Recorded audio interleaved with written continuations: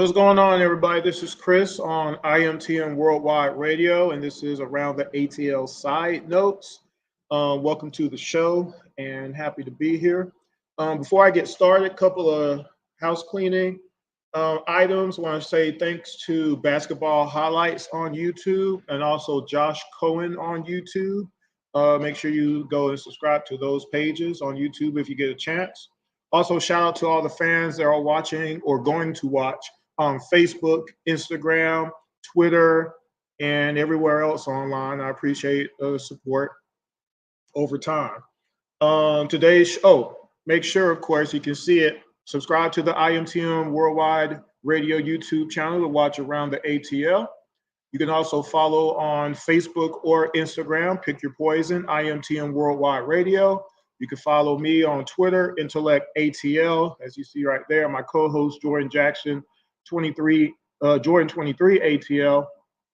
The show is brought to you by Southern Classic Transportation. Make sure you hit up Dennis at 404-291-0150. Just the other day, Jordan told me that someone took a trip from Atlanta to the football game in Athens.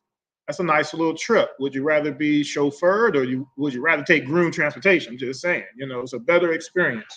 So if you know people who need to go from here to there and they would like a better ride experience, make sure you hit Southern Classic Transportation up. Make sure you let them know that around the ATL sent you. Also, if you know anybody that needs a little of this, a little of that, make sure you go to imtnworldwideimages.com if you know somebody who needs photos. So that being said, I have a little story to tell you before we get into today's show.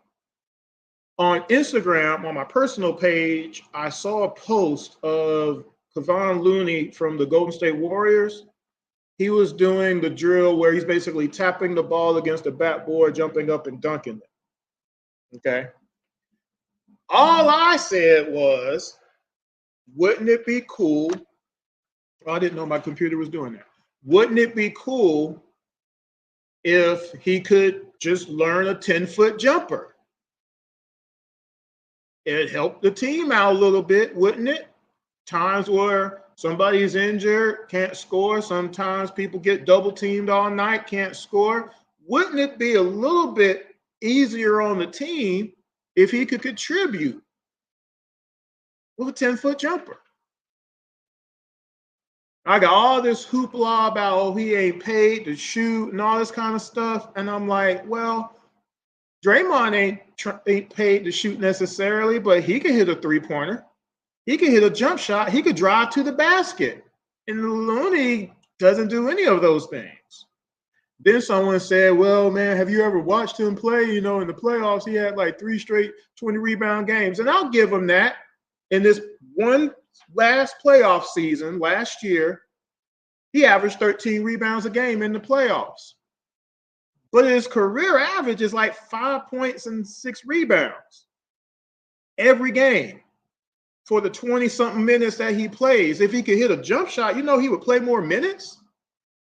And the whole premise of that's not what he's paid for, as an NBA player, once you sign that contract, aren't you paid to play the best that you can and to be better every year?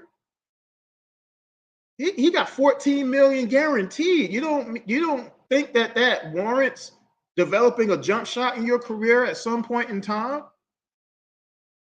Because the other thing of it is, if he's not paid to shoot, well, how come he's not getting 15 rebounds a game every game? How come he's not averaging 12 defensive rebounds every game? How come he's not averaging 4 blocks a game? You see what I'm saying? On the elemental side of things, if you're not good at one thing, you need to be really good at something else to even that out. And wouldn't you want that? Why is everybody cool with participation trophies out here?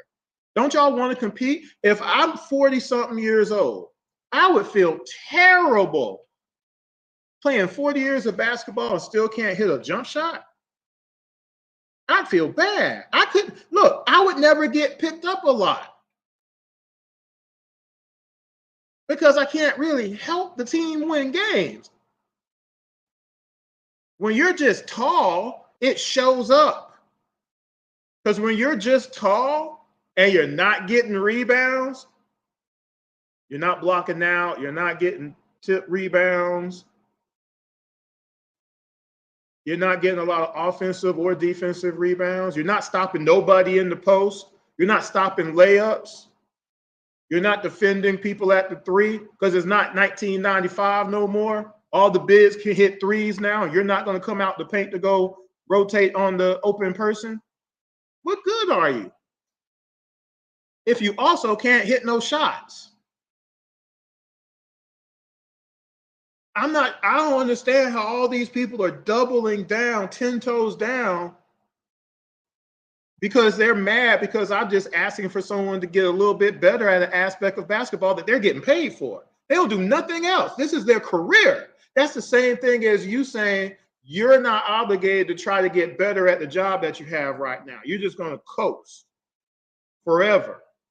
And maybe you're that type of person, but coasting don't get you no more money at your job. Does it? Typically?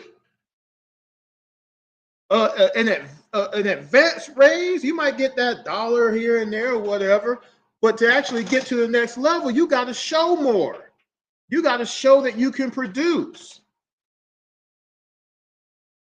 Right? If it's customer service, you got to show that you're taking more calls and your calls are quality. If it's sales, you got to show that you can sell more than 10 cars a month.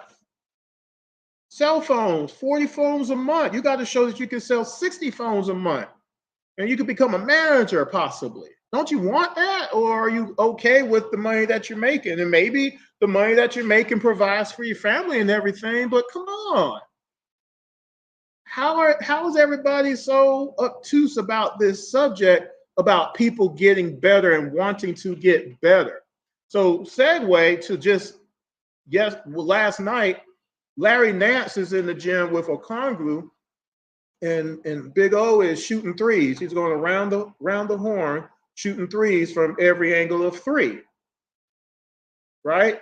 And at the end of it, Larry Nance says, I forget exactly what he says. It's on my Twitter. Go to Intellect ATL. I actually retweeted it from Jamila J, who covers the Hawks. And she actually was a former guest of the Hawks. Go look up that interview. It was a great interview. But Jamila J posted it initially. And he says something basically showing he's impressed with Okongwu. And before any of y'all say, oh, well, we saw Dwight Howard hitting some threes in practice some years ago and didn't really translate. Well, see, with Okongwu, it's a little bit different because we've seen him hit threes in the NBA at a 30% or more clip.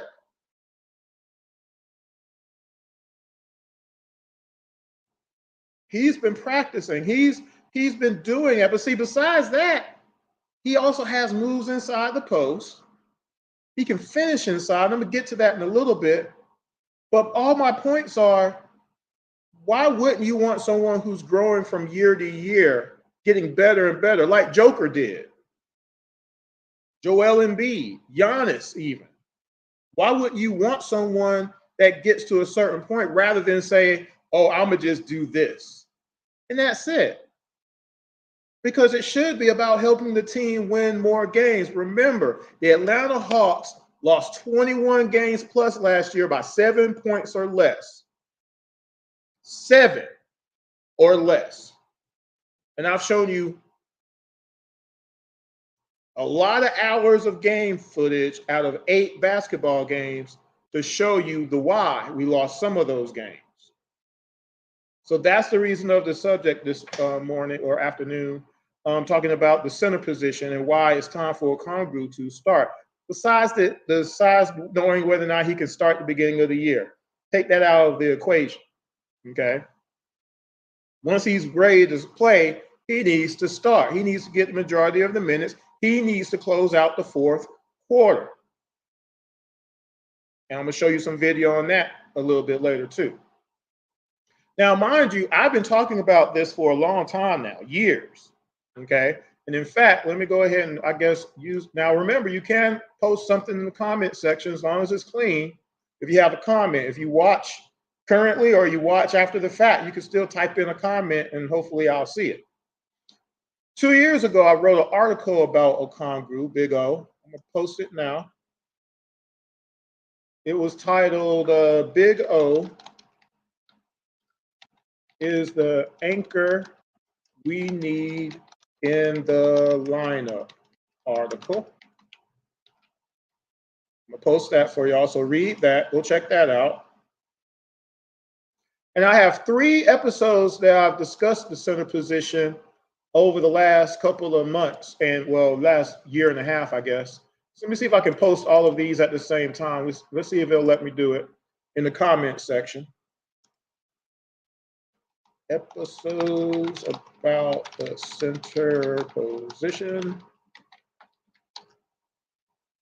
And great, it let me do it.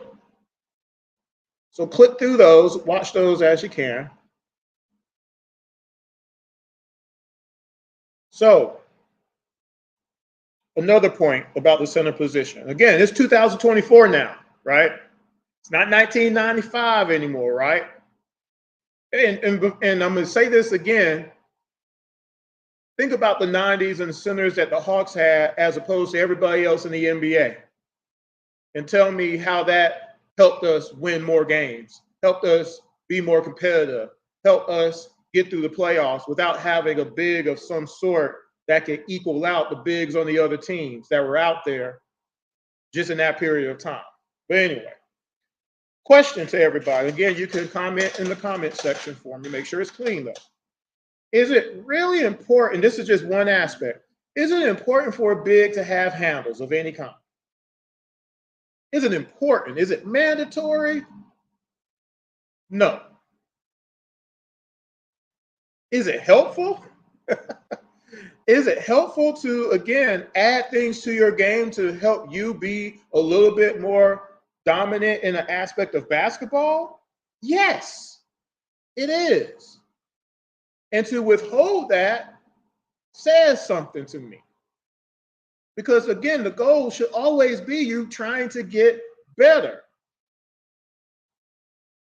There was a drill that I think DeAndre Jordan and I think Derek Lively, and I think it was Taj Gibson, I want to say, was doing the drill. It was a small drill, but it was kind of like, it wasn't necessarily a dribble drive, but it was just a matter of, it was a dribble, fake, one step, dunk. And they did that drill over and over again. There's so many bigs that can't do that. You see what I'm saying? Like, seriously, it helps you. Anything that can help you be better and help your team win should be a goal every offseason, right? Or what am I, or are we talking crazy here? Because again, look at the history of the Atlanta Hawks in the center position. Just think about that for a second. I'm gonna bring it up some more, but I want you to start thinking about it. Think about the centers that we've had in Hawks uniforms, free agent, trade, or drafted, and tell me how many times did we really have a chance to compete during that period as opposed to the bigs that we were having to go up against. When I say big, I'm not necessarily talking about center, I'm talking about center and power forward sometimes, obviously. Since 1985,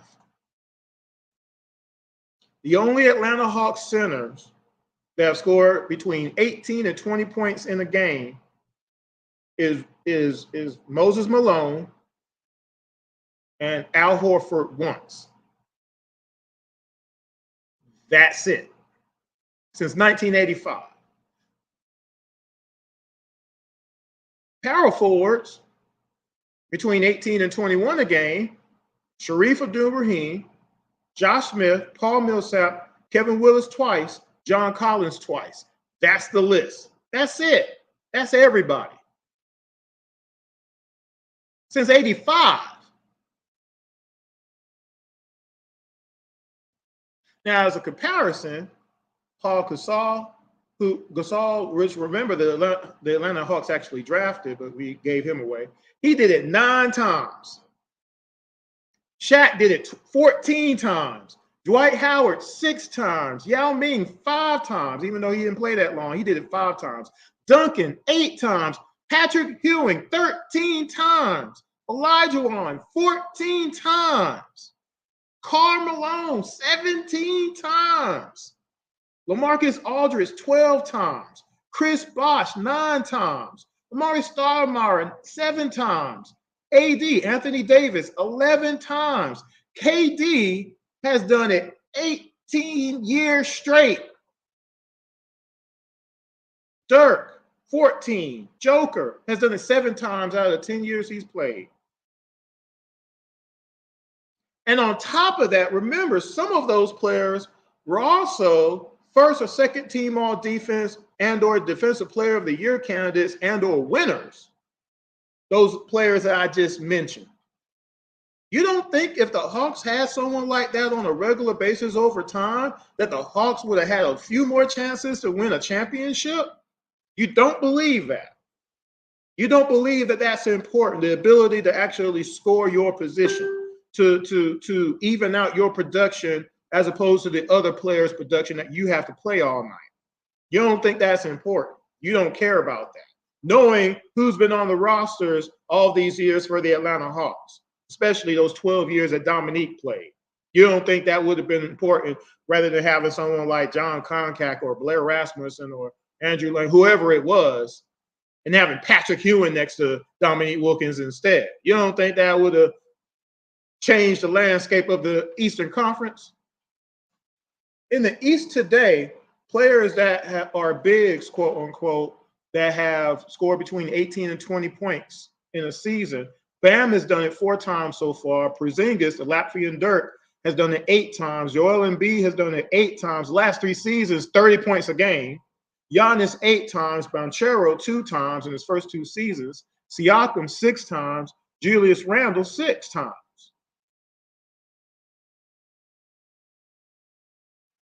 You don't think that makes a difference?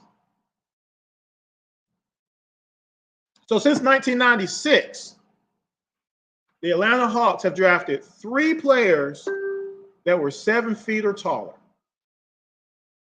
Drafted 3 players 7 feet or taller. Who were they? Some of you know who they are.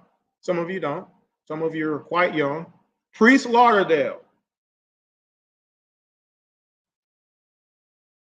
Keith Benson, Eddie Tavares. That's the list. That's it. So again, where's the concentration of the position for the Atlanta Hawks since the 90s? Now, in the middle of that, of course, you have Mutombo, which we traded for, right? Defensive Player of the Year. Rest in peace, by the way, of course. Make sure you watch the interview we did with Bob Rathman. He said some really nice things about Dikembe Mutombo, Deke. But outside of that, we haven't had anybody, y'all. We haven't had a threat on the court. And with Mutombo, guess what? Mutombo could actually hit a jump shot too, by the way. He can hit a shot. He can hit a hook shot. He can hit a baby hook. I was talking about earlier, I would feel ashamed of 40 years of me playing basketball and I hadn't developed a jump shot, a turnaround jumper, a baby hook, an up and under, cutting to the basket and being able to accept a bounce pass and lay it up. I would be embarrassed as a man if I couldn't do these things. After 40 years of playing basketball, I can't do a baby hook. I'm at the rim. I can't off the backboard. 40 years? I'm just asking 10-year veterans to learn a jump shot. And I'm getting lambasted for that? That's crazy talk. $20 million a year and you can't hit a 10-foot jumper? I just think that's messed up.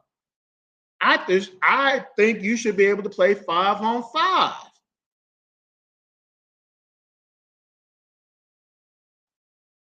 You got to be a threat on that court. Your team wins more when you're a threat. Luke Longley could hit a jumper. Ball didn't come to him a lot per the offense that they ran. It was Jordan and Scotty for the most part, and then their shooters, Craig Hodges, Paxson, Kerr, and all them. But when Bill Wellington, or Luke Longley, or Bill Cartwright got the ball and they were wide open, they had to shoot that ball. They hit those shots more than not. They sure did, didn't they?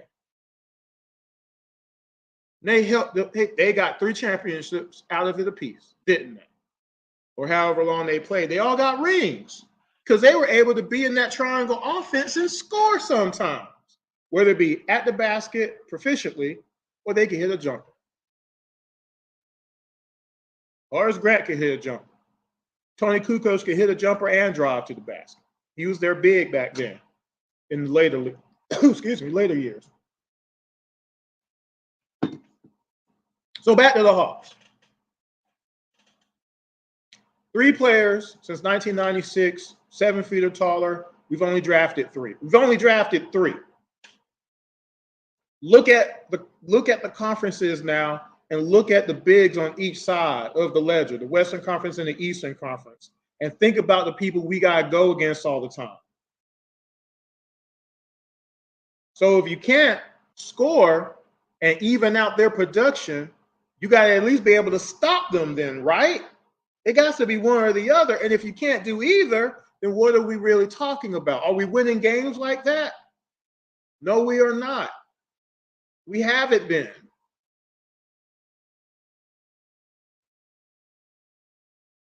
Now, question.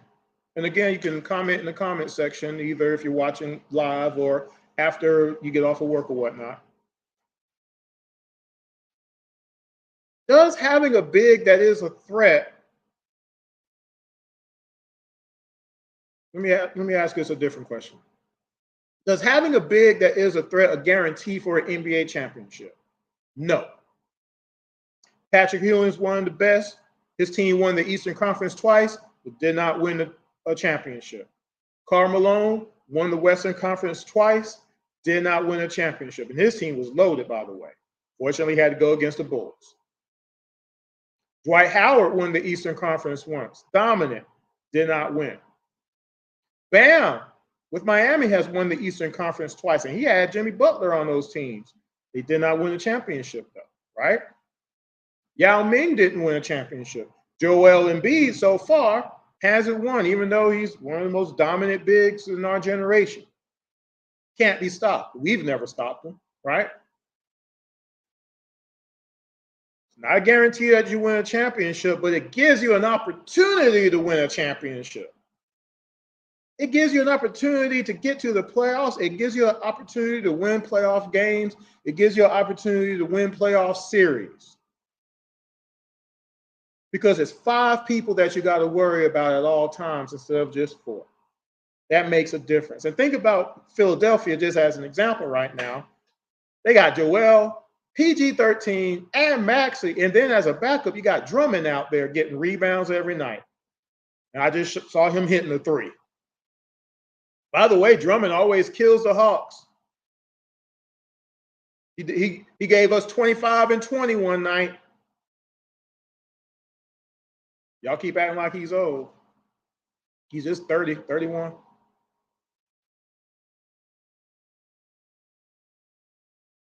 So again, it's not a guarantee that you win a championship, but it gives you a chance to be in the playoffs, right? Chance to win some games. So are there exceptions to the rule, obviously? Obviously there are. Obviously there are. What are those exceptions? Not having a big, quote unquote, to help you. Well, Golden State Warriors come to mind, right? Having 2 of the greatest shooters of all time on the same team helps you out just a little bit. Then you throw a little KD in there. Slide in a little KD as a small big. They got rings. You had Chief with the Boston Celtics, but at the end of the day, it was Larry Bird, right? Chief did his part, but he wasn't, quote unquote, a dominant center in any sense of the word, right? But he did his thing. He did what he was supposed to do every night. And he could hit a jump shot. He could hit free throws. He could finish inside. And then you also had a big in Kevin McHale, who was one of the most dominant power forwards of that generation, right? You got LeBron James on your team. You got a shot, no matter who's your center, right? But shoot, Z with the Cavaliers, pretty decent, right? In Miami, Bosch primarily played the five there, pretty decent. And then with the Lakers, you got AD as a big, pretty decent. Or you got Michael Jordan on your team. Michael Jordan.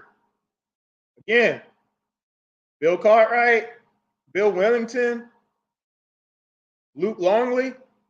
But all those guys could hit a jump shot when they had to. If they were open, they could hit it.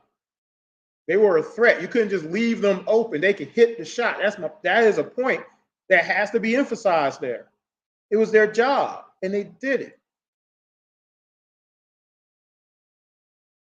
Now, we got a new generation coming, obviously.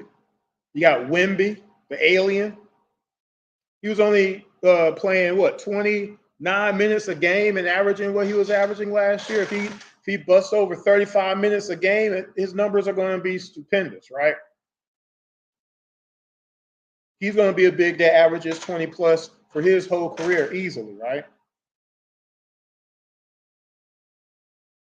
I'm not even anyway. Now for the Hawks, Jalen Johnson, he should be a perennial 18 to 20 points a game guy from now on, right? Jalen Johnson is right there on the verge of really having a breakout season. It's probably going to happen this year. I mean, he had a great season last year between the injuries and everything.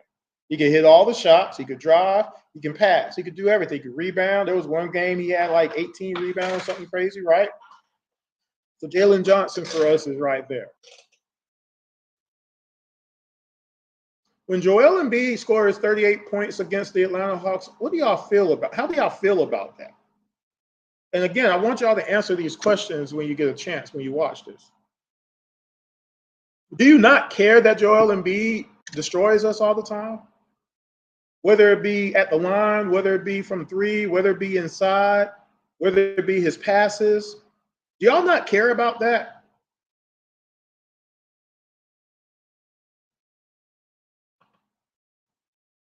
Or Joker, for that matter, or Bam, or Porzingis, or Siakam, Rudy, Gobert. Again, when I did the Minnesota Timberwolves review on around the ATL side notes, I did a whole game to show y'all how Rudy Gobert dropped 25 points and 19 rebounds and 5 blocks on us. Like, none of y'all care about how that happened? Rudy Gobert hit 10 for 10 in that game. Nope, like we couldn't stop him, couldn't slow him down, do nothing. Does it matter? Why doesn't it matter to you? Now, since it's obvious we can never have a 7-footer in Atlanta as a 5, we got to work the alternatives. So we're getting to the crux of my show now. Now, if you go and read the article, I posted it in the comment section about Big O being the anchor. In that article, and I guess I could pull it up a little bit. Let's see if I can find it. Can I post it here? Let's see if I can post it here. I should have saved it. Well, I should have did, but I didn't think about it till just now. At the bottom of the article, and this was 2 years ago. This was in January 2022. I wrote this article. So I believe we had just played Milwaukee. I'm trying to find it here.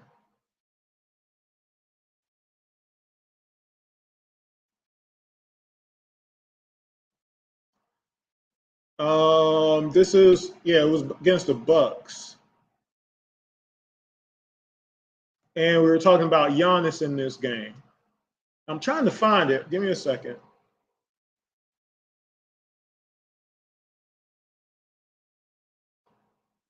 Or maybe it wasn't in this article.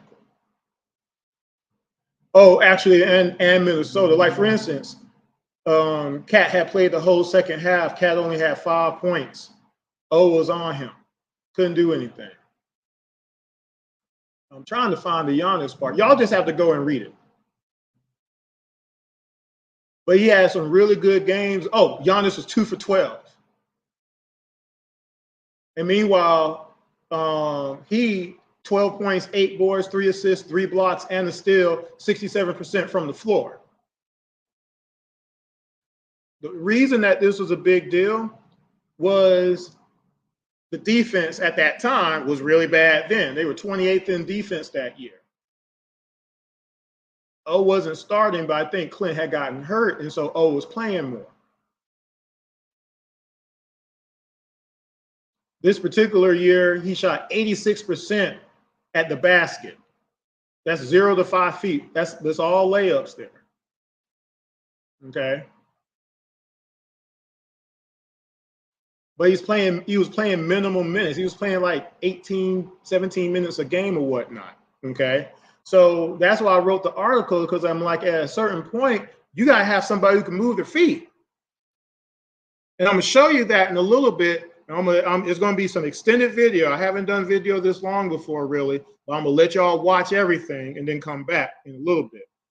But go read that article. It's posted in the comment section. Big O is the anchor that we need in the lineup. I mentioned that because when you just look at how Okongwu plays Joel and is able to move his feet, he's able to play leverage, he's able to rotate, he's able to contest threes, where the Hawks gave up 14 threes a game last year, mostly because on Clint's side of the ledger, he won't come up out of the paint to guard the center who can hit a three. He thinks, again, Clint thinks he's the only center in the NBA who can't hit a three. Okay, and I'm gonna get into that in a little bit. Okay.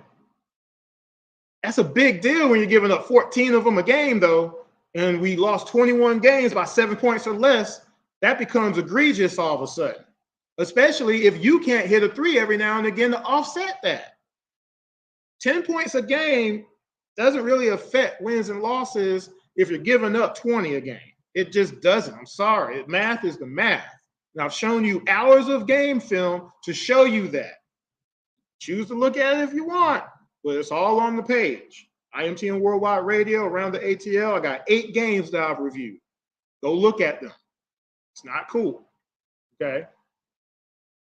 And again, because of those 20, think about if we split those 21 games we lost by 7 points or less. Free throws come into play when you lose games by 7 points or less on a regular basis, don't they? Don't they? Missed layups come into play a whole heck of a lot, which I'm going to get into a little bit later as well. Stay tuned for that. Those things matter when you're trying to win games, if winning is the issue. If it's not an issue, then none of that matters. Why take score, though? Right? One of the things I talk about on my Sunday night basketball videos is one of the reasons that I get picked up almost all the time. Like, can't remember the last time I put my name on the list, because I have a pretty good feeling someone's picking me up. One reason they're going to pick me up is they know Chris is going to rebound. But they also know Chris isn't selfish and he's going to pass, and he's a great passer. He's going to get you some open looks because Chris loves to pass. Chris loves to set screens to get you an open shot. And when you need him, Chris can hit a jumper all day long, whether it be in the post and I'm hitting my fadeaway, I'm in the post, I'm hitting a layup, we're hitting the give and go, and I'm going, and I'm laying it up at the rim, I'm wide open at the top of the key, I'm pure. Throw that up there too.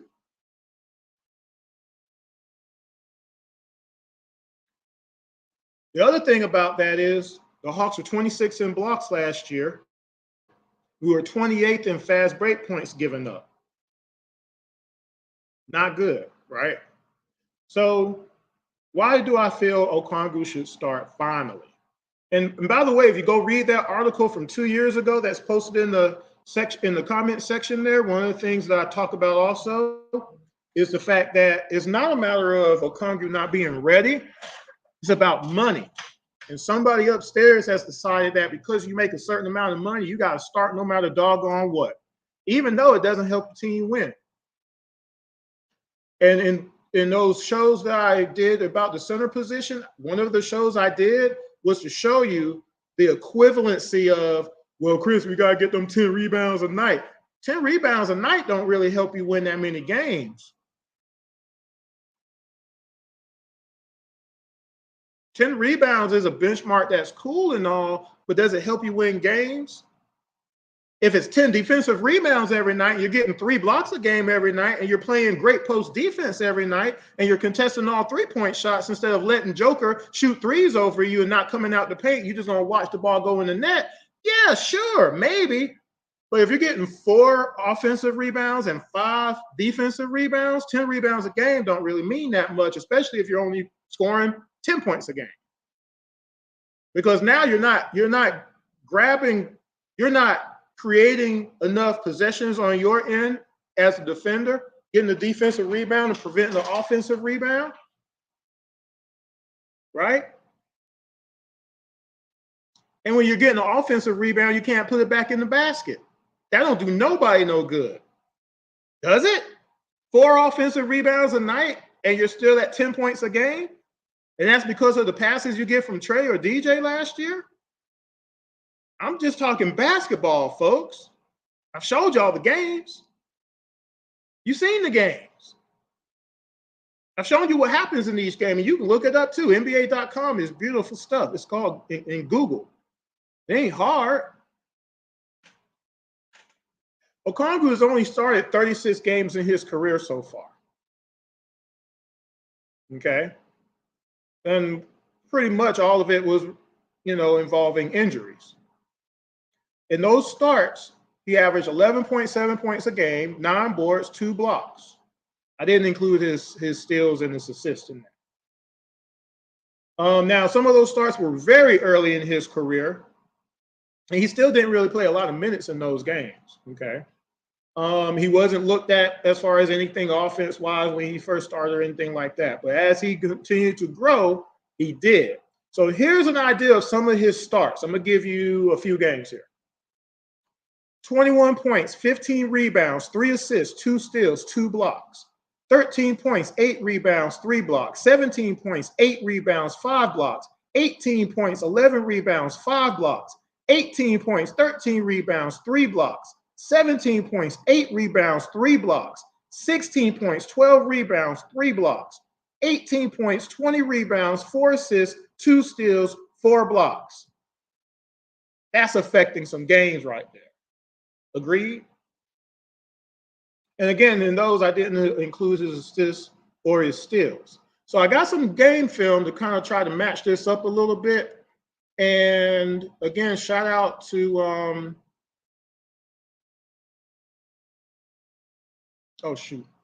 shout out to Basketball Highlights and Josh Cohen. I don't know who I'm playing first, but let's go. This is, I think, an individual game. I don't know if I'm going to play all of it, but I want to play enough of it for you to notice certain things, and then we'll come back. So this is Okongwu, and I'm sorry, I don't even know what game this is, but this is a game he scored 22 points, 16 rebounds, and 2 blocks. It's on to New York to take out Brooklyn on Monday. Kevin Scott, Sean Corbin, and Inte Wong are the officials in the opening tip to the Hawks. Good hands there to knock that ball away from Kuminga. Okongwu. Oh, tough luck. Well, you see what Draymond did he challenged the shot, but he went straight up and kept his arms up even on the way down. Draymond. Here's Murray. And Okongwu. Oh, it rolled off the rim again. This one drops in the net. The World Cup, and he'll coach our Olympians in Paris next summer. Here's Bogey on the lob. And Okongwu with the left hand. It should be a feat. Swing that ball from one side to the other. You're going to get something in the paint. Bajemski. And a foul coming on the Hawks. Into the first half last night against the Suns. Asked Head coach Quinn Snyder about that before the game. Did not have the feeling it was going to be anything long term. By the Warriors, just was not good-looking shots at all. Trey, high glass. Rebound on Yeka. Quinones against Matthews. Klay Thompson barrels in, puts it off, no good. Another bad shot there by Klay Thompson. That was not good at all. Picks off the pass intended for Bogey. Stops the three-point line and misses. Streak going of 8 consecutive games of 20 or more points. We got a taste of it in San Francisco last week. Okongwu, corner three is good. Kuminga. Back it down to Okongwu. And Onyeka has the last word. He blocks the shot. Turnaround by Hunter. And Okongwu, loose ball foul. It was impressive. Hunter for three. Rebound. Look at Onyeka, the biggest man on the court. Santos. Step. And he hits it. Foul on Okongwu.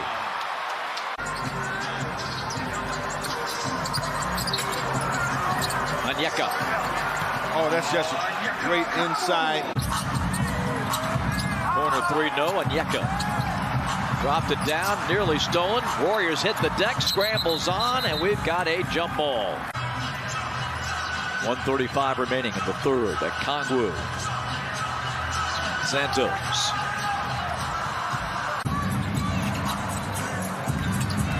Klay Thompson back in, and he takes another quick three. Okongwu. Another bad shot there. Skying in for the rebound. And Golden State cannot say they didn't have opportunity in this game, and particularly if the Hawks pull this one out. There's Okongwu with another one. It's okay to get a two. You still got over 9 minutes to go. Quinones with the left hand. No. Rebound Okongwu. So you end up getting a tough shot. It's okay to get a two. You still got over 9 minutes to go. Quinones with the left hand. No. Rebound Okongwu. So you end up getting a tough shot.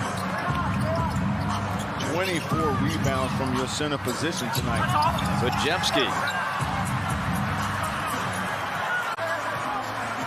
Okongwu's got 11 rebounds. Clint 14 on the bounce. And the dunk by Trace Jackson Davis.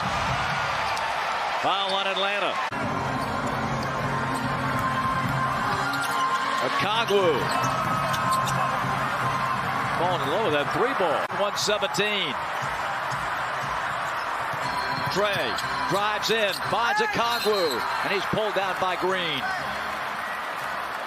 5 or more assists, tying Russell Westbrook for 5th on the all-time list. He needs one more, and Okongwu, solid 62. That was against Portland. This one's going to roll in. 2 big free throws for Onyeka. Runner tied it. And now Golden State has the possession to start the overtime. Ooh, Jalen on the lob. Great catch by Okongwu, and he powers it up around Draymond Green. How is that not a foul on Draymond? Jalen to the corner. Bogey lets it fly. Rebound on Onyeka. Fires it out to Bogey. Keeps that streak alive. Thompson from the corner. Rebound on Onyeka. Well, Okongwu. Clock starts on the touch.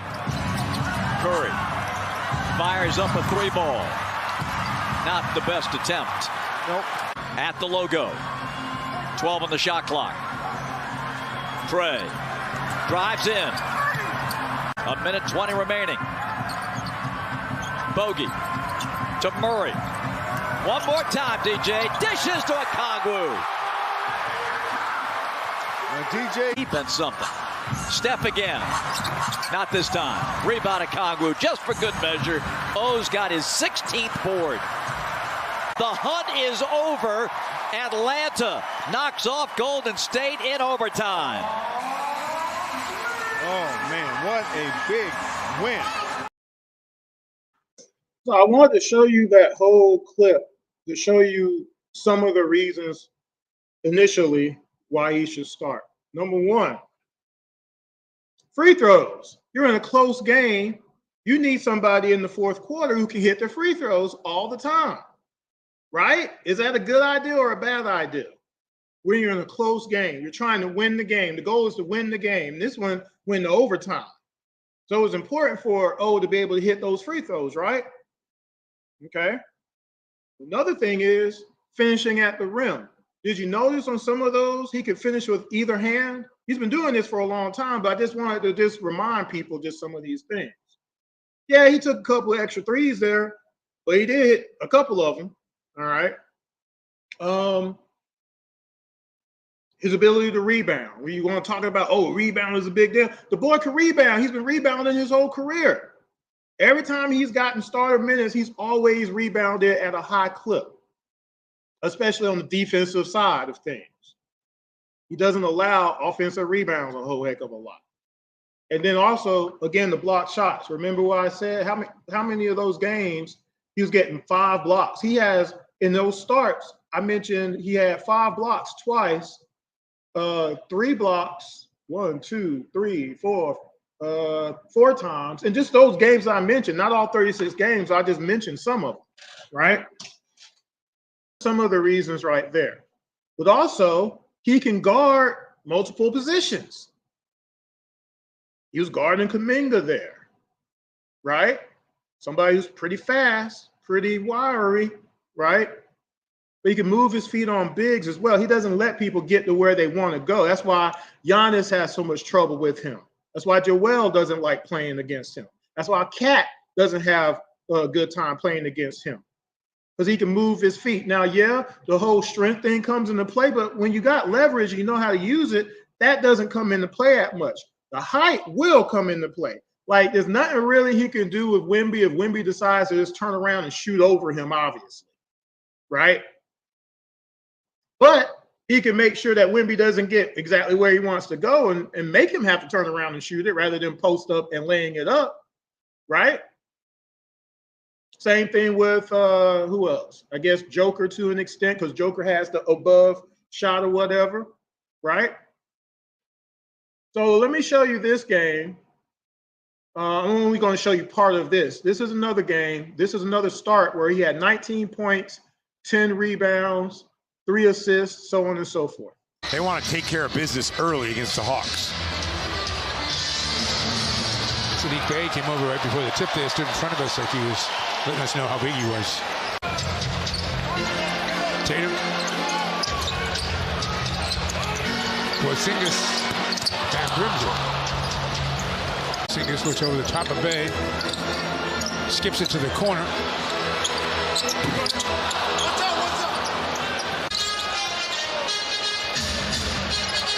White quickly.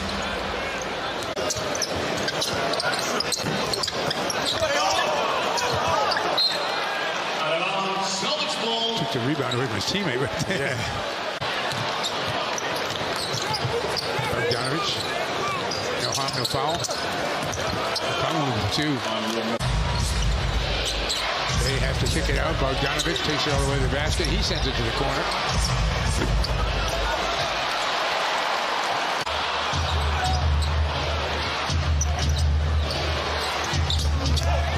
Dribble. Becoming a championship organization in every aspect of the work that we do. So well said. In the spirit of the day, do you have any advice for... Makes his second consecutive start for the injured Clint Capella.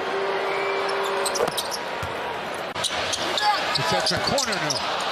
Tipped and controlled momentarily by Boston. Mills comes away with it. Mills, a nice pass. Yeah, that's a good job by Patty Mills pushing the ball. But the customer is always number 1. Oh, yeah, I like that play. Uses the left hand nicely.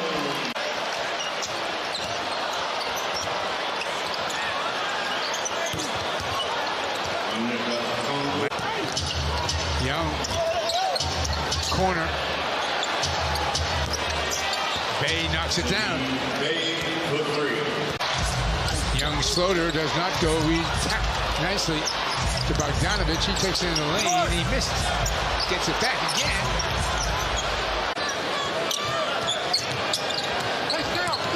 Young gets wrong.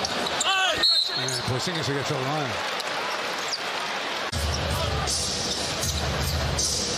Young. Misses the layup. Young gets it ahead. Bogdanovich in traffic. Nope. Oh, good follow. Yeah, man, just attack. Ooh. Young. Misses the layup.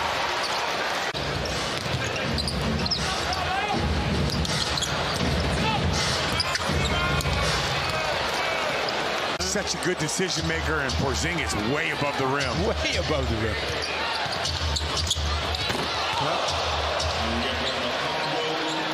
He's a pretty good decision maker, too.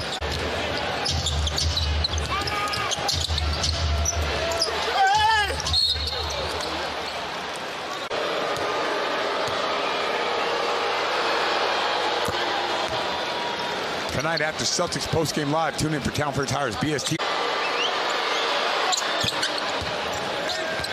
Well, Sunday would be a good day. Celtics play Heat. Young gives it up again.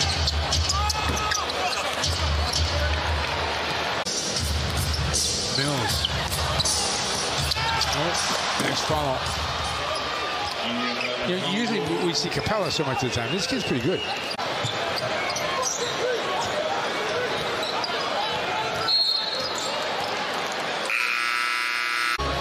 Pritchard. Porzingis turns. Takes it.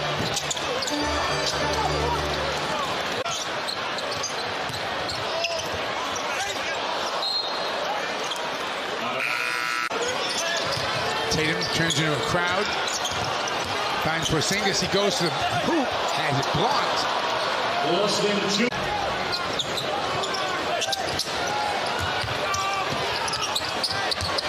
He knew that was going in. Man. And he said something to the bench. Yeah.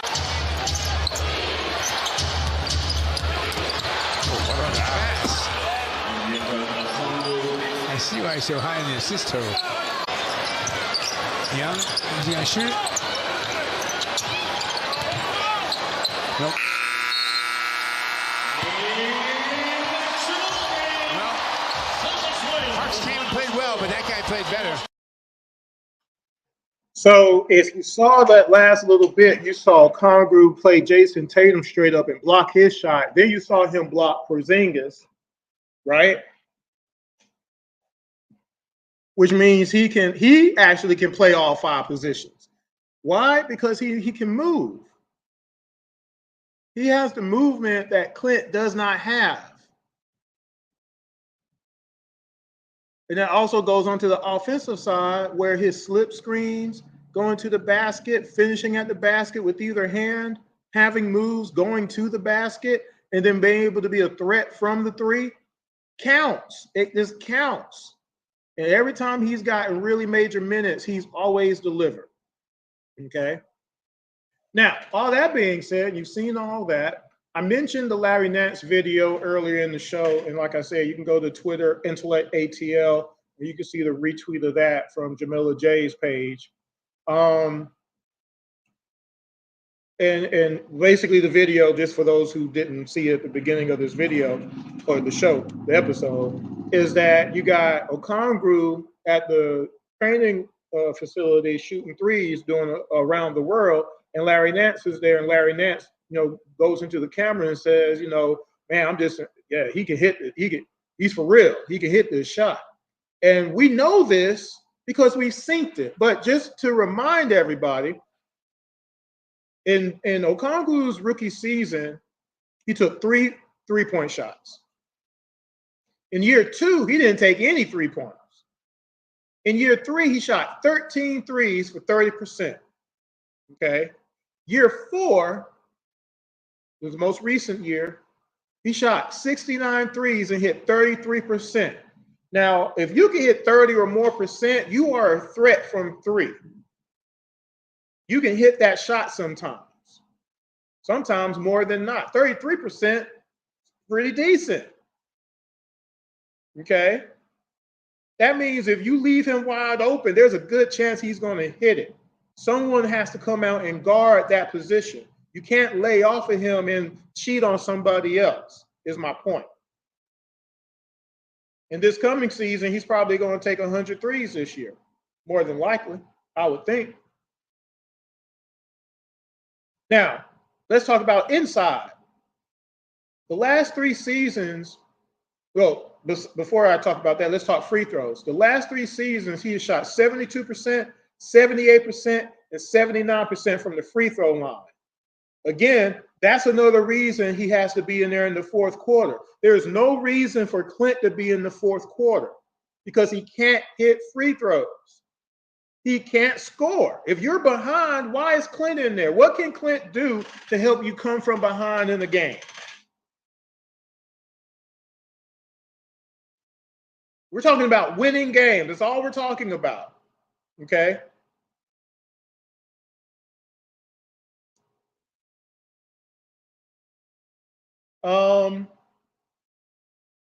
Okongwu is 64% career from the floor shooting. He averages a block a game so far. From 2-point range, he shoots 67%. Last year, that is. Now, from 0 to 5 feet in, now I've talked about this over the years a lot, obviously. When I say from 0 feet, that's at the basket, and 5 feet away from the basket, that little circle there, Okongwu last year was 73%. Okay? In 2022, it was 70%. So he's gotten better from one year to the other, from right there, point blank at the basket, which is pretty important space when you're a big of any kind, right? Do y'all know what Clint shot from 0 to 5 feet last year? Would anybody like to take a guess? And again, you can comment in the comment section if you're getting to watch this live, or if after you watch this comment at this point, I'll see it. I'll hopefully I'll be able to reply to it. Clint Capella in 2023 shot 60% from 0 to 5 feet out from the rim. That 13% difference is a lot of layups, guys. And when you've lost 21 games by 7 points or less, in the 8 games that I showed y'all on film, we lost 3 of those games by 6 points or less. 6 points, 3 points, 1 point. Those points matter, guys. Those missed free throws matter. The missed layups matter. The non-ability to hit a jumper matters. When you got people on the other side that can do that up and down the lineup. It's a weakness that we don't need to have anymore if we're going to compete. Now, if competing ain't the thing, how does Drewski do it? If competing ain't the thing, well, it don't matter then, does it? I just want to see the Hawks compete game after game and have a shot to win each game for a change. Why am I the bad person for talking about that? I'm not finished yet, though. Garrison, Bruno, JJ, and Vic all had better shooting percentages from inside than he did. So that's 5 players, 5 that are better than the 10-year veteran center. That shouldn't be acceptable to y'all.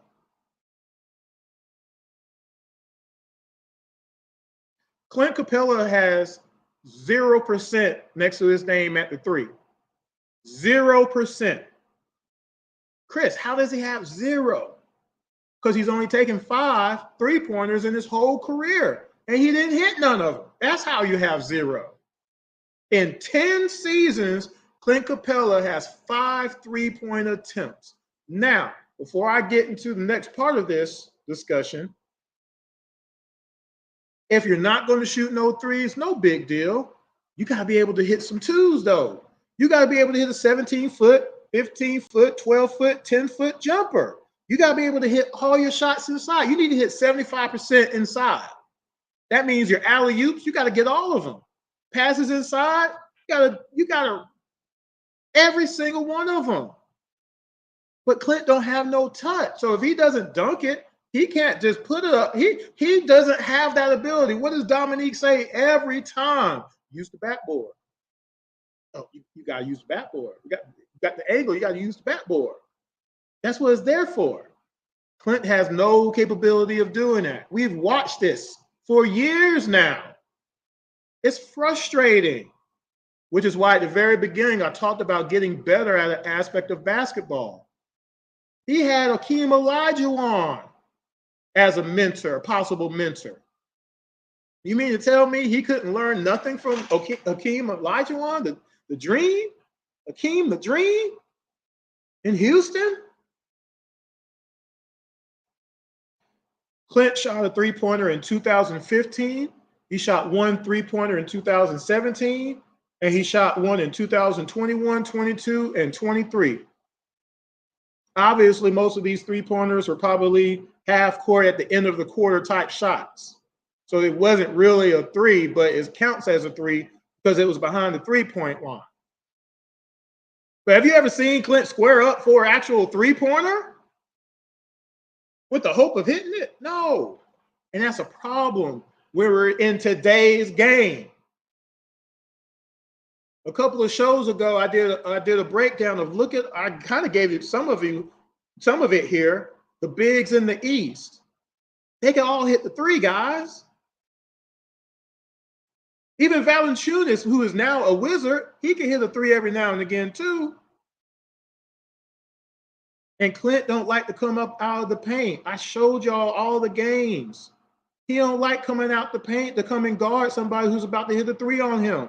He'd rather try to wait for the ball and see if he can get the rebound if it misses. That's not defense. I'm sorry.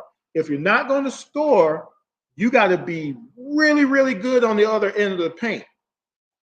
And unfortunately, Clint is not that. He doesn't stop inside post scores. He doesn't stop layups at a clip enough to make a difference in the game. He doesn't get enough defensive rebounds. He doesn't get enough blocks. He's getting a block and a half a game, but many times it's less than that, right? Because it's an average. So look how many total blocks he has for the season, as opposed to his, competition. You gotta be Mutombo. You gotta be getting 13, 14 rebounds every night, and most of those defensive, you gotta be getting 3, 4, 5 blocks a game to even out the non-ability to be a difference on the offensive side of the ball. The last Hawk that we had as a Defensive Player of the Year candidate who had some votes was Clint Capella in 2020. Nobody since then. Nobody. That might change after this year. Dyson Daniels said he's going to do it, right? But if Clint is not the stalwart on defense that we need, and he also is not a threat on offense, it means he needs to come off the bench to help us win some games, to make our team deeper. Let him concentrate on the rebounds against a half first team, second team of the opposing squad. Clint, just get all the rebounds and pass it to your ball handler. That's all you do. Did you see that clip of the Golden State game that I showed you and Mooney getting the ball? Mooney ain't no threat. I talked about him at the very beginning of the show, right? He is no threat at all. He's getting 5.6 rebounds a game for his career. He ain't going to do nothing with it. But is he getting enough rebounds to make a difference on his team? The one playoff series he did, 13 rebounds a game. I talked about that. I gave him credit on that. But where about the rest of it?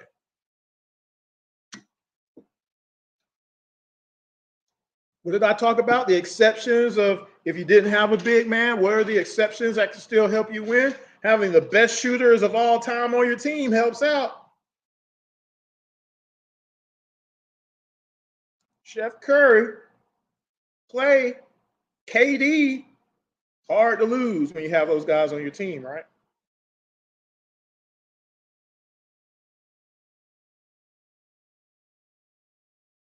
Like I said, I mentioned all these things because, again, as a big, you should always, if you take most of your shots there, because see, remember, and let me make sure I say this real quick. Sometimes you're not going to have a good percentage inside because you don't take a lot of shots inside. Because you take most of your shots outside. You got bigs who shoot mostly from 10 feet and out, 15 feet and out for some. Some never take any shots inside. You don't see Kelly Olynyk do a lot of scoring on the inside, do you? Because he's a shooter. He's a big that is a shooter, right? You don't see Cat take a lot of shots, even though he has the capability, and he should a lot more than he does. He shoots a lot more. So his percentage inside is not going to be great, even though he got the size, just because he doesn't shoot a lot of shots inside. But when you can't take no shots outside, you don't take no shots outside, your inside shot should be pure. You should have that on lock. You should always be 70%.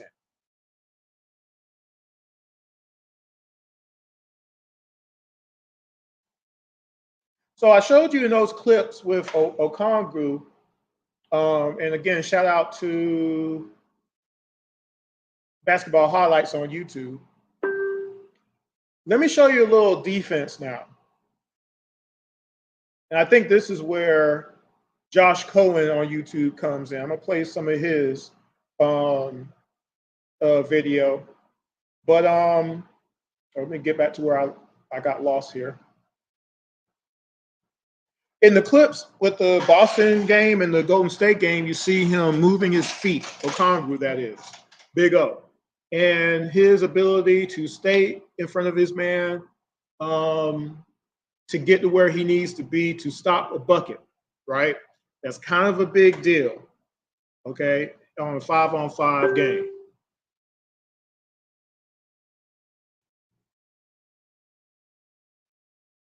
Oh, and I talk about leverage. I always usually I'm playing the biggest guy on the other team when I play. And I'm 6'3", 6 whatever, but sometimes there's guys out there bigger than me. And I got to play them still. I can't shy away from my assignment. I can't let somebody else take my man. So I got to play him. So you know what I do? I use my size and I use leverage to where I'm going to lock him down in this spot right here. He ain't going to be able to move me. So he's going to have to foul me now to get me out the way. Easy enough, right? But also the guys who might be faster than me, I got to figure out how to keep them in front of me. You see what I'm saying? I gotta, first of all, I gotta listen to my guys talking, Chris left, Chris right. So now I know I got a screen coming to try to get me off my guy. So now I gotta figure out how to still stay on my guy, even though I know I got a screen coming. Do I hedge? Can I let them fall through? Do we switch all together and then switch back? Like there's methods to the madness out there, which the Hawks can't figure out how to do still for some reason. But besides all that, defense is important. And Okongwu plays better post defense than Clint does. He's more flexible. He can move better than what Clint can do. That's why Okongwu is the better help defender than Clint is right now. That's why Okongwu can rotate better than Clint. He can contend more shots than Clint does. And that makes a difference when you lose 21 games by 7 points or less, okay? I can't emphasize that more than that. There's something else I wanted to mention before I show you this video. If you get a chance, make sure you go to IMTN Worldwide Radio, subscribe, and watch the 8 games that I reviewed, okay? So that way you can see what I'm talking about from the defensive side of the ball and how many points are being given up by each player on the Atlanta Hawks. So you can see for yourself what's actually happening, because you'd be surprised. It ain't what you think. It's not what you know. It's what you can prove, right? So I want y'all to go and watch that.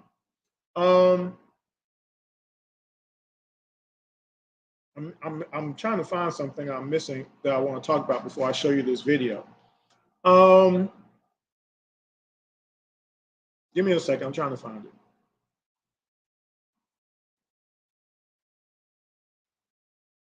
Oh, there it is. So another reason Big O Okongwu should start is Jalen Johnson. He and Jalen Johnson play very well together when they're on the floor. Number one, because they can both pass the ball. So when one sees the other one has an opening, pass. And it usually leads to a bucket. Clint don't know how to pass the ball. He's never been a passer. Ever. Okay. So that's one of the reasons I mentioned in the beginning of the show, assists per game as well on the Okongwu side. Being able to pass to an open three-point shooter is a big deal. Being able to pass to a cutter, big deal. Being able to pass over the top, big deal. If I got my man locked and I can get somebody to pass it over, I got a layup, right? So that's another reason that O should start.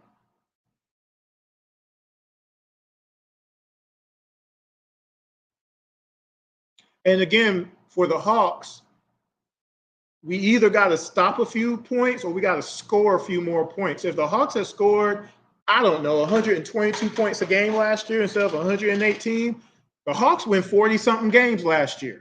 They flipped their win-loss total, basically, if we just scored a few more points or if we stopped a few more points. Remember, if we lose 21 games by 7 points or less, but let's say we won half of those games, what is that? 11 of those games?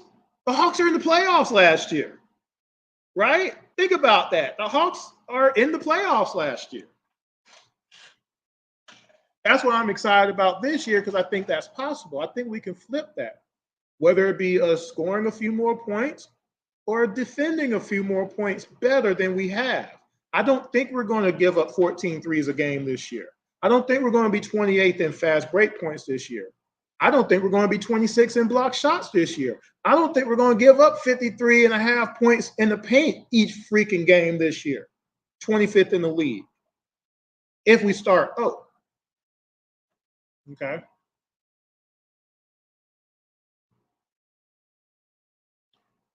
So one last thing.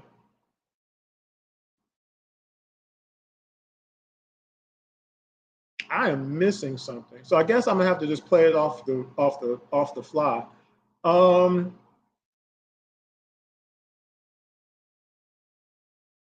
So let me play this. So I'm gonna play a little bit of this. So this is about Okongwu and his defense specifically, and then I'm gonna wrap up the show because I'm trying to find something. Maybe I just didn't put it in my notes, but check this out real quick. And this is from Josh Cohen. So shout out to Josh on YouTube. Make sure you go visit his page. I think it's fair to now say that Atlanta Hawks center Onyeka Okongwu is one of the best defensive big men in the league. Let's not forget that he was the 6th overall pick out of the University of Southern California in 2020, and many compared him to Bam Adebayo. Now, he's likely never going to be the offensive player that Bam has become, but they are comparable defensively. For Onyeka, the numbers match the eye test. Among all players who guarded at least 100 shots in isolation this season, only OG Anunoby and Patrick Williams held opponents to fewer points per chance. Opponents in isolation situations shot just 36.8% with Okongwu as the defender, according to Second Spectrum tracking data. You can see from all these clips just how good his technique is, how well he moves his feet, and how well he anticipates the opponent's movements and direction.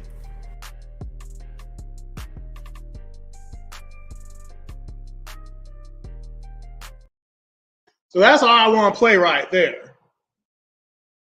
His anticipation, how he moves his feet, angles, the whole 9 yards, him being isolated on a player. They don't score that often. We need that in the starting lineup. We need that for 35 minutes a game. We need that in the fourth quarter. Because in the fourth quarter, it's either a matter of you're trying to come back, right? Or you're trying to maintain. And if you have Okongwu in the fourth quarter, you could do both. If you're trying to come back in the game, guess what? He can finish inside or he can hit a three. If somebody else is double team, you swing it, he can hit a three. You can rely on him enough to where he's a threat. Somebody is open. And if you're trying to stop, guess what? Whoever the big is on the other side, there ain't no guarantee he's scoring because he got O on him. He's definitely not going to hit no wide open three. And on the switch, O can play that position. You've seen that. I showed you that with Tatum. I showed you that with Porzingis. I've showed you that. So again, these are just a few of the myriad of reasons I believe that it's time, if he's healthy or not, he needs to be getting the starting minutes. It doesn't make sense anymore to keep holding him back just because of money. It doesn't make any sense because we're not winning games that way. You don't win games like that. You just don't. You don't do, you can't. You see what I'm saying? Especially depending how the rest of your team is made up. Now this year, again, I've said this before on a couple of episodes, and again, make sure you subscribe to IMTN Worldwide Radio. Why is my goodness, my banner hasn't been running this whole time? That's messed up. That's my fault, though. Wow. I lost my thought because I just got distracted. I've said it many times in regards to I forgot my thought. I really forgot. So I'll skip that thought and go to my last thought. The most recent game I reviewed was the Detroit Pistons game, which was a victory for the Hawks, but we gave up 50 points to Malachi Flint. And for some reason, nobody is mad about that. And then we proceeded to lose 7 games in a row because we could not stop nobody. And now I remember my thought. During the games that I reviewed, I showed how some games bled into other games. So like, for instance, the Pistons game almost directly fell into the Dallas Mavericks, Denver, and Miami Heat games, where 3 games in a row, the Atlanta Hawks gave up 18 or more three-pointers in a row. That's egregious, guys. And none of y'all cared about that. And all 3 of those games, your excuse of why we can't play defense, Trae Young, didn't play none of those games, and we lost all of them. The Pacers game, where we gave up 157 points, bled right into the play-in game. That 157 points, the Indiana Pacers had 80 points in the paint and shot 52% from 3. In that Bulls play-in game, they scored 72 points in the paint and shot 42% from 3.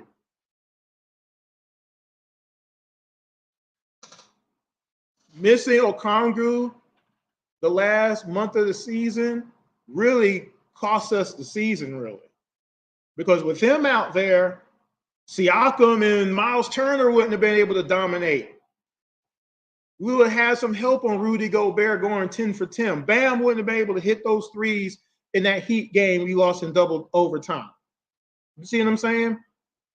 We would have had some help with Joker. And for crying out loud, MPJ and Caldwell Pope, who couldn't miss a shot. We wouldn't have lost that Charlotte game by 1 point. We had a 92-77 lead in that game, and we lost that game by 1 point because we couldn't stop Williams. Like, that's messed up.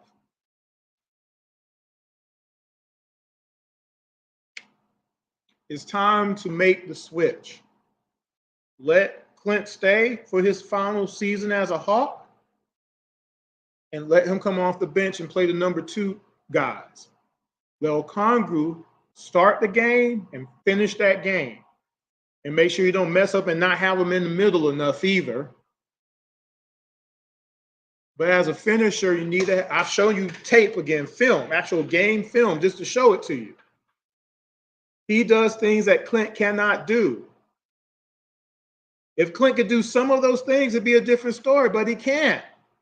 There's no reason to keep like faking it that he can, because it's not true. Okay? Are we trying to win games or not? Are we trying to win a championship or not? And since we're not going to get a 7-foot guy, that's fine. That's cool.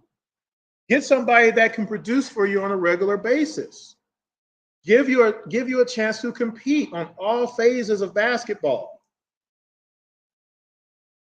And if you don't believe me, go watch the games that I review, because I show you shot for shot how every point is scored from the opposing team, and you'll see what I'm talking about directly.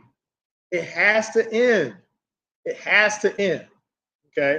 So last but not least, I don't know what this is. Oh, so I'm gonna post the 50-point game by Malachi Flynn in the comment section.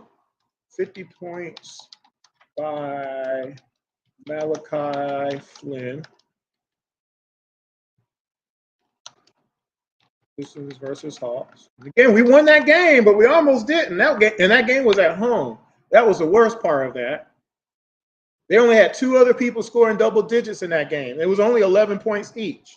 And we almost lost that game at home. Watch that, and you see what I'm talking about. And here's a video. This is on Instagram. And I think this is the thing that made me want to do this show. It's a video. Big man handles. Just random bigs who, got a little handle here and there and whatever. And that's why I asked the question at the beginning. Is it important for a big man to have handles? No, but it helps. It helps if you can do a little dribble drive and, you can beat your man. Al Horford could do it. That's why I always said Al Horford should have been a 24-12 player. He could do everything. He could drive to the basket. He could hit a jump shot from anywhere on the floor. He could hit a 3. He could hit a pick and pop. And then on the defensive side, he could block shots. He could rebound with the best of them. He could play defense. He's a good post defensive player. Al Horford should have been a 24-12 player for the Atlanta Hawks. We didn't get that.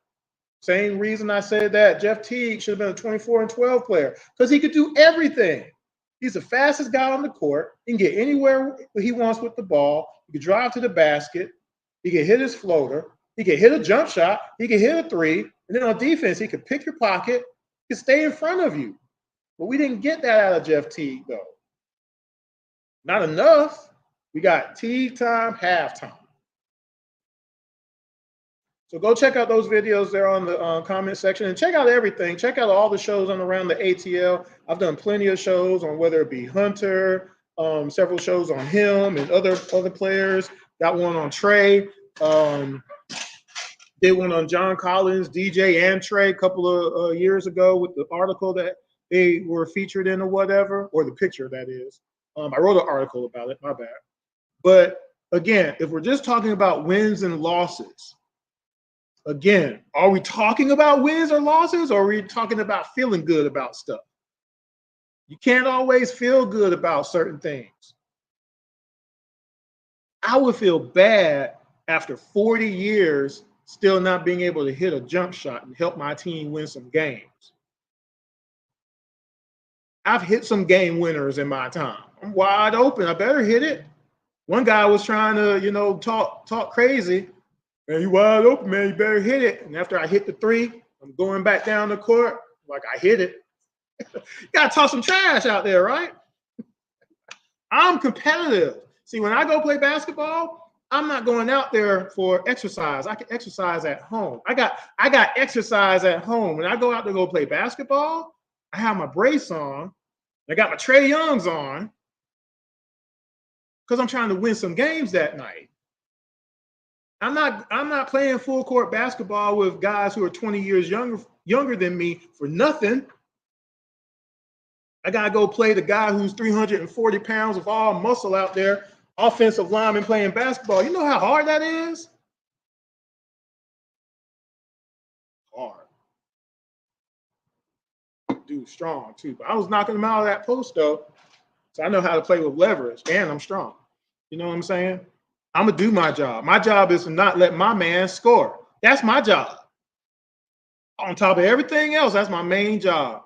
Don't let my guy score. My assignment. Whoever I got, whoever I'm assigned to, you can't score. And if a switch occurs, I got to try to limit that advantage as much as I can. So if all of a sudden I'm switched on Ja Morant, I can't let him blow by me. And if he does, I got to try to block his shot. Or at worst, I got to foul you. Boom. Take it out. Your ball. My bad. I'll help you out. No, I won't. Right? Doesn't always work. Work out like you want to, I should say, but most of the time it does for me anyway. Because of the effort. You got to want to stop somebody on defense. And that's my final word. On defense, you got to want to stop somebody. You can't be backing up, letting somebody lay the ball up and hoping they miss it, like I see Hunter do on tape way too much, when he could just come out and just defend the shot instead. You're letting the guy lay the ball up. Like, that's 2 points. We're about to lose by 2 points because of that. I've shown you way too many hours of tape, y'all, for you to see it yourself. And I do got a couple more games I'm going to review before the beginning of the season if I can get a chance to do them. But look at the Chicago play-in game. What time is it? Look at the Chicago play-in game. That was the first game I reviewed. Look at the Pacers game. Look at the Timberwolves game. Look at the Hornets game. Look at the Heat. Look at Denver.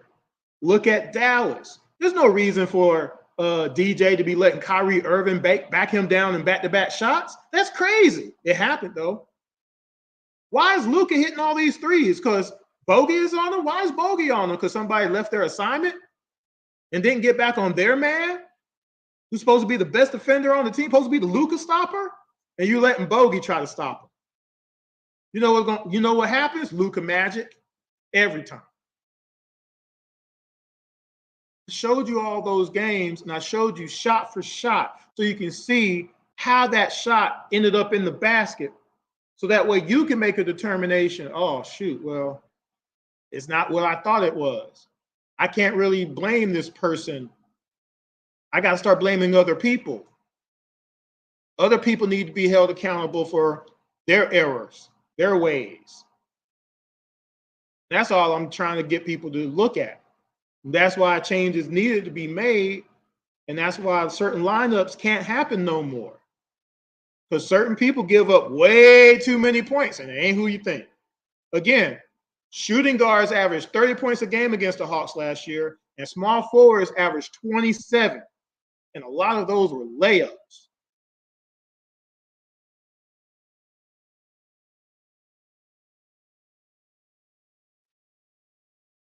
So, Okongwu needs to start. Y'all let me know what you think. Hopefully y'all enjoyed this. Again, make sure you subscribe to the IMTN Worldwide Radio page. I don't know why that wasn't scrolling the whole time. That's my fault. Make sure you follow on Instagram or Facebook, IMTN Worldwide Radio. You can follow me on Twitter, Intellect ATL, or my co-host, Jordan Jackson, Jordan23 ATL. I do plan on trying to do a Falcons preview show this week, so look out for that. And again, I'm going to try to do a couple of more Atlanta Hawk reviews on some games from last season, so look out for that as well. One more thing, make sure if you know you need somebody to, or you know somebody who needs transportation in and out of Atlanta, make sure you use Southern Classic Transportation. Dennis is your point guy, 404-291-0150. Make sure you let them know around the ATL sent you. And if you know some ladies that would like some photos, just saying, make sure you let them know they can visit IMTN Worldwide Images right there. That's the website. I'm pretty decent when I get a chance. So that being said, I think I'm done. I was hoping somebody would comment, let me know what they thought, but I didn't see anybody comment, so I would have stayed on and answered some questions. But if you get off of work and you watch this, hopefully you share it with another Hawks fan. Let me know what you think about, the starting center position. I appreciate that, as always. And those also, make sure you do watch the Bob Rathman interview from last week. It's really, really cool. I'm going to try to put some more shorts on the YouTube page of some of the things that he said during the interview, so go and check that out. It was a great interview, though, as always, and we always appreciate Bob coming on the show. But if you like Bob Rathman calling Atlanta Hawks games, we've had Bob Rathman on the show for the last 6 seasons, okay? So, again, if there's any element of, what our show is all about, that should tell you a lot right there, okay, that he comes on the show on a regular basis. And we have fun, too, by the way. That all being said, let me go ahead and get out of here. Got some stuff I need to try to get done. But hopefully y'all enjoyed the show. But yeah, Let me know what you think. Again, I'm on Twitter, Intellect ATL. I'm on Facebook or Instagram, IMTN Worldwide Radio page. I really would appreciate the support. Till next time, y'all take care. Peace.